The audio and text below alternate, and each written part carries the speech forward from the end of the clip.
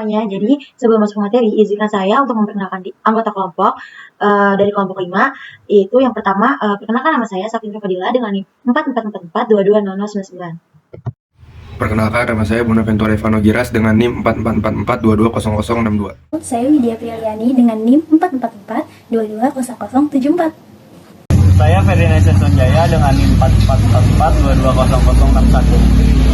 Oke, mungkin itu aja perkenalan dari kelompok kami. Tanpa berlama-lama, langsung aja kita masuk ke materi.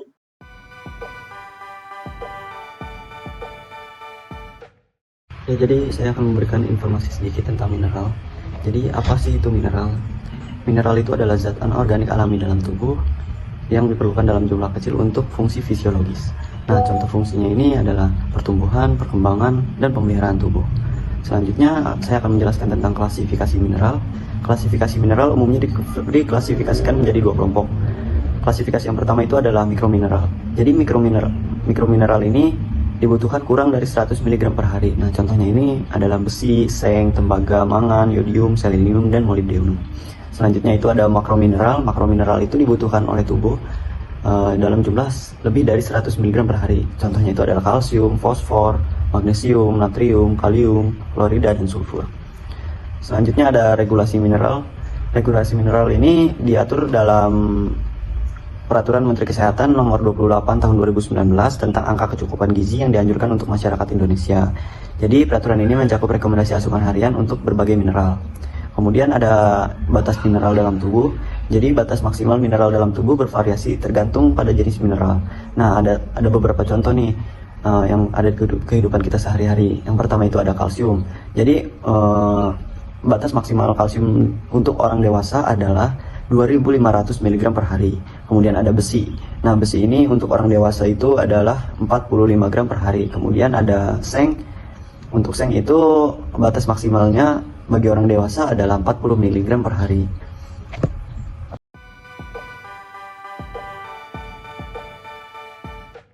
Setiap jenis mineral memiliki cara metabolisme yang berbeda-beda. Yang pertama yaitu zat besi. Zat besi merupakan komponen hemoglobin yang bertanggung jawab untuk pengangkutan oksigen dan mioglobin. Selain itu, besi merupakan bagian dari partikel banyak enzim seperti katalase, peroksidase, dan sitokrom.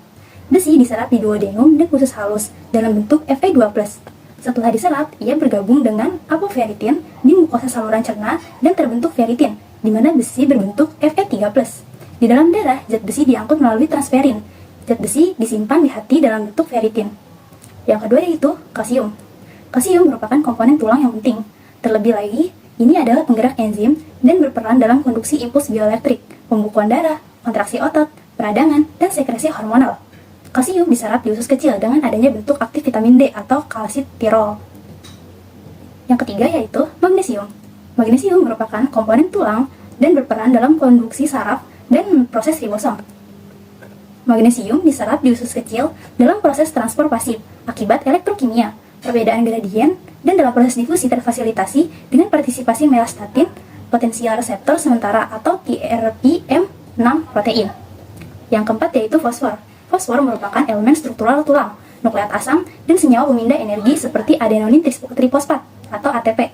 Penyerapannya terjadi di bagian atas usus halus melalui transport aktif yang diatur oleh hormon pertumbuhan, paratormon atau PTH, dan vitamin C. Yang kelima yaitu tembaga.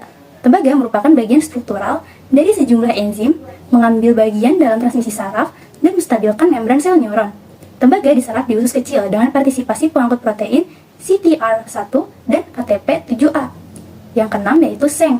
Seng merupakan elemen penting dari berbagai macam enzim. Selain itu, ia bertanggung jawab untuk metabolisme asam nukleat dan transduksi sinyal. Seng diserap terutama di usus halus, tetapi juga di lambung dan usus besar melalui mekanisme yang tidak spesifik, tidak jenuh, dan jenuh. Yang ketujuh yaitu selenium. Selenium merupakan komponen dari asam amino selenocysteine dan selenometionin. Selenium adalah kofaktor hormon tiroid, deiodinase, dan untuk pengurangan antioksidan enzim. Selenium dari makanan diserap di saluran pencernaan dengan adanya vitamin A, vitamin E, dan vitamin C, serta protein dengan berat molekul rendah. Yang ke-8 yaitu manggan, merupakan komponen tulang yang juga hadir dalam reaktif pusat dari banyak enzim. Yang ke-9 yaitu perak. Dalam kehidupan organisme termasuk manusia dan cara penyerapannya belum dipahami dengan baik. Di saluran pencernaan, perak diserap oleh transporter logam di valen 1 atau GMT1. Perak berperan dalam proses kekebalan tubuh dan dapat berperan diserap di dalam usus dalam bentuk perak ionik.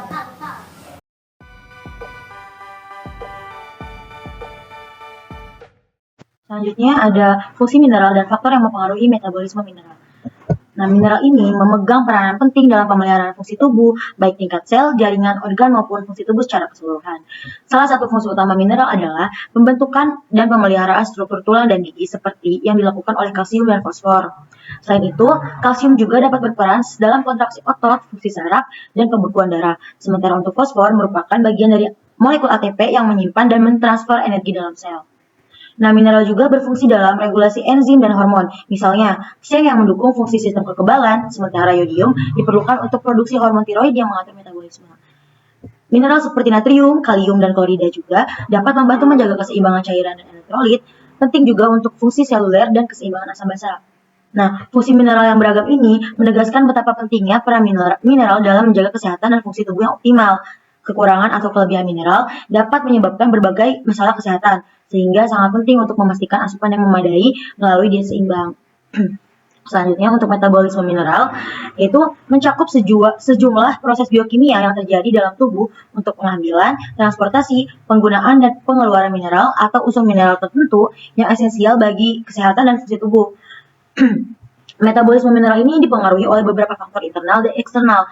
Pada faktor internal mencakup usia, jenis kelamin, status kesehatan, dan kondisi fisiologis seperti kehamilan dan laktasi. Contohnya itu seperti kebutuhan kalsium yang meningkat saat pertumbuhan dan kehamilan. Kemudian pada faktor eksternal meliputi asupan makanan, ketersediaan mineral dalam diet, dan interaksi mineral dengan komponen makanan lainnya, seperti oksalat yang dapat menghambat penyerapan kalsium dan zat besi.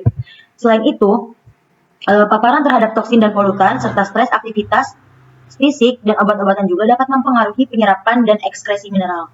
Oleh karena itu, memahami faktor-faktor ini sangat penting untuk memastikan asupan mineral yang cukup dan menjaga keseimbangan mineral dalam tubuh, guna mencegah defisiensi atau toksisitas mineral.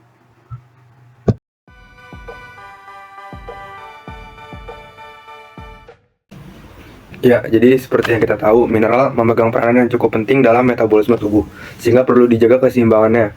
Gangguan metabolisme mineral adalah kondisi di mana mineral dalam tubuh tidak normal, bisa kekurangan atau defisiensi maupun kelebihan. Mineral ini penting untuk berbagai fungsi tubuh, seperti kesehatan tulang dan otot, fungsi saraf, dan produksi energi. Nah, ada beberapa contoh gangguan metabolisme mineral. Yang pertama adalah kekurangan mineral. Jadi kalau kekurangan kalsium itu bisa menyebabkan osteoporosis, rakitis, tetani. Kekurangan zat besi bisa menyebabkan anemia. Kekurangan zinc menyebabkan gangguan pertumbuhan, penyembuhan luka yang lambat, dan penurunan fungsi kekebalan tubuh. Kekurangan yodium dapat menyebabkan penyakit gondok dan kretinisme. Kekurangan magnesium dapat menyebabkan kram otot, kecemasan, dan insomnia. Selain kekurangan juga ada dampak negatif dari kelebihan mineral. Kelebihan kalsium dapat menyebabkan hiperkalsemia. Kekurangan zat besi dapat menyebabkan hemokromatosis. Kelebihan zinc dapat menyebabkan mual, muntah, diare. Kelebihan tembaga penyakit Wilson, dan kelebihan fluorida fluorosis. Nah, apa aja sih gejala gangguan metabolisme mineral? Jadi gejala gangguan metabolisme mineral itu dapat bervariasi tergantung pada mineral yang terlibat dan tingkat keparahannya. Beberapa gejala umumnya seperti kelelahan, kelemahan otot, kram otot, nyeri tulang, kulit kering dan rapuh, dan rambut rontok. Kemudian ada gangguan mental dan penurunan fungsi kekebalan tubuh. Diagnosis gangguan metabolisme mineral biasanya dilakukan dengan menggunakan tes darah untuk mengukur kadar mineral dalam tubuh. Nah, jadi pengobatan untuk gangguan metabolisme mineral itu tergantung pada jenis dan tingkat keparahannya. Sehingga keseimbangan mineral dalam tubuh harus dijaga dengan baik dengan cara mengkonsumsi makanan yang mengandung mineral sehingga dapat mencukupi kebutuhan mineral harian dalam tubuh. Nah, berikut beberapa contoh makanan yang kaya akan mineral. Yang pertama ada kacang-kacangan dan biji-bijian seperti kacang almond kaya akan magnesium, fosfor, kalsium. Kacang Brazil kaya akan selenium, biji chia, biji labu, dan kacang tanah. Kemudian ada sayur-sayuran. Sayuran berdaun hijau seperti bayam, kangkung kaya akan kalsium, magnesium, zat besi. Ubi jalar kaya akan kalium, beta karotin, dan vitamin C. Kentang, pisang, dan lain-lain. Kemudian ada daging dan ikan, salmon kaya akan protein, omega 3, dan vitamin D. Ayam kaya akan protein, zinc, dan vitamin B6. Kemudian ada susu seperti yogurt kaya akan kalsium, protein, dan probiotik. Demikian itu adalah fungsi gangguan dari metabolisme mineral. Baik, mungkin cukup sekian penjelasan dari kami. Semoga materi yang kami sampaikan dapat bermanfaat dan dapat dimengerti.